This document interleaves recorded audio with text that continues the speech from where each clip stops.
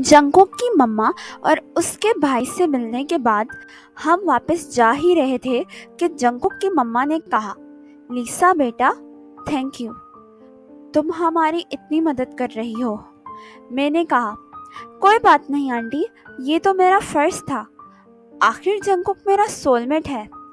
اور سوہیون، مجھے تمہارا فون نمبر چاہیے ہوگا، مجھے لگتا ہے کہ مجھے تمہاری مدد کی ضرورت پڑے گی۔ اور آنٹی، آپ پریشان نہ ہوں، میں اس بات کا پتہ لگا ہی لوں گی کہ جنگکوک اصل میں زندہ ہے کہ نہیں۔ پھر میں اور سوزی وہاں سے چلے گئے۔ میں اور سوزی سیول پہنچ چکے تھے۔ ہم دونوں سیول اسٹیشن پر تھے تو مجھے وہاں پر وہ لڑکا نظر آیا جو اس دن آیو کے ساتھ تھا۔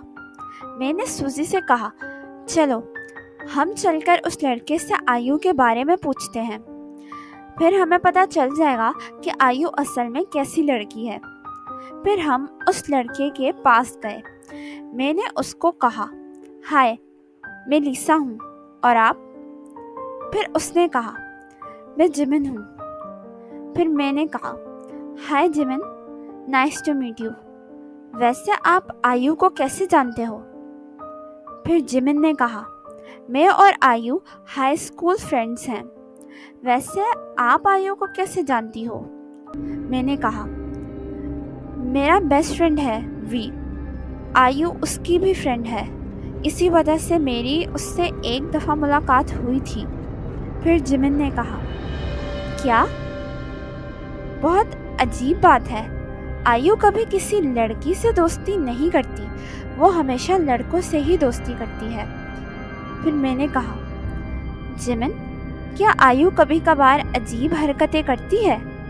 جمن نے کہا، عجیب کی تو بات ہی نہیں کرو، وہ تو پوری پاگل ہے، چھوٹی چھوٹی بات پر اس کا دماغ خراب ہو جاتا ہے، اس کی وجہ سے پاسٹ میں مجھے بہت سی مشکلات کا سامنا کرنا پڑا ہے۔ پھر میں نے کہا، اوہ، تو اب سمجھ آئی کہ جو وی کے ساتھ ہوا تھا وہ بھی آیو کی وجہ سے ہی ہوا تھا، لیکن کیسے؟ یہ سب سوچ کر میرا سر درد کر رہا تھا۔ پھر میں نے جمن سے پوچھا کہ کیا آپ کے اسکول میں کوئی جنگکوک نام کا لڑکا تھا؟ جمن نے کہا، ہاں، جنگکوک، وہ تو بہت انٹیلیجنٹ تھا، لیکن اس کی ڈیتھ ہو گئی ہے۔ مجھے پتہ نہیں کیوں ایسا لگتا ہے کہ جنگکوک کی موت کی وجہ آیو ہے، کیونکہ آیو جنگکوک کو اپنا خاص دوست بنانا چاہتی تھی۔ پتہ نہیں حقیقت کیا ہے، لیکن مجھے پھر بھی ایسا لگتا ہے کہ یہ سب آیو کا کیا دھرا ہے، کیونکہ اس کے پاس کچھ میجیکل پاورز ہیں، اور یہ بات صرف مجھے پتہ ہے اور کسی کو نہیں پتہ۔ جمن نے جو باتیں بتائیں وہ سب باتیں سن کر میری آنکھیں کھلی کی کھلی رہ گئیں۔ پھر جمن نے کہا،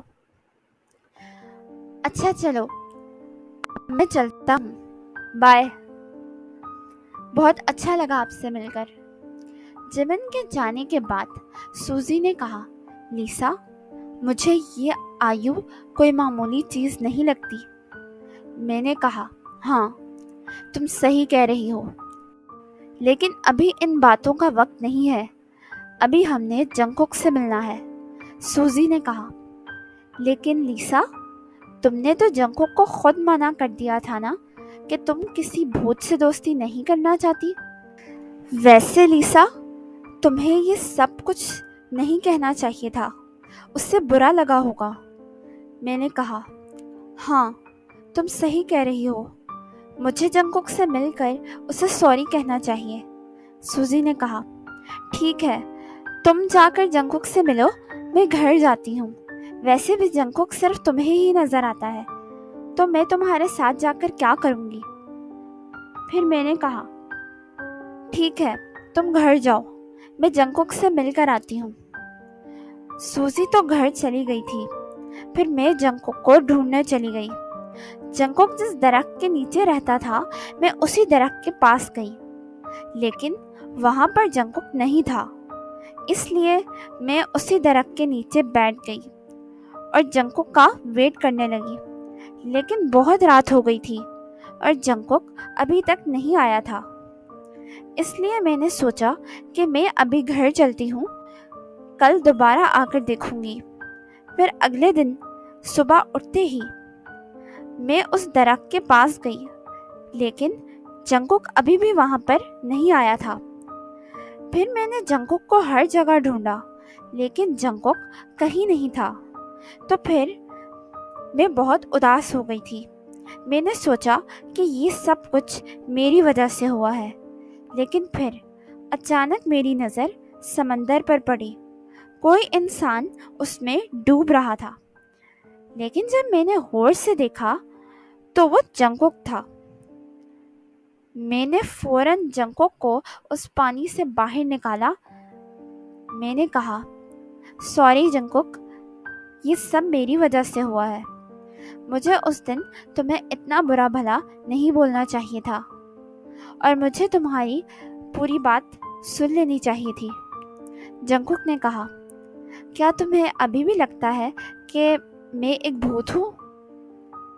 اگر میں بھوت ہوتا تو میرے پاس بہت سی پاورز ہوتی، لیکن میرے پاس تو پاورز ہیں ہی نہیں۔ تم میرا یقین کرو۔ میں نے کہا، ہاں جنگکک، مجھے تم پہ یقین ہے۔ تم تھوڑی دیر سانس لو، پھر ہم اس بارے میں بات کرتے ہیں۔ اوکے گائز، اب آپ لوگوں کو زیادہ ویٹ نہیں کرنا پڑے گا، ایپیسوڈ 9 جلدی آ جائے گی۔ اور اگر آپ کو یہ سیریز پسند آ رہی ہے تو ہمیں کمنٹ سیکشن میں بتائیے۔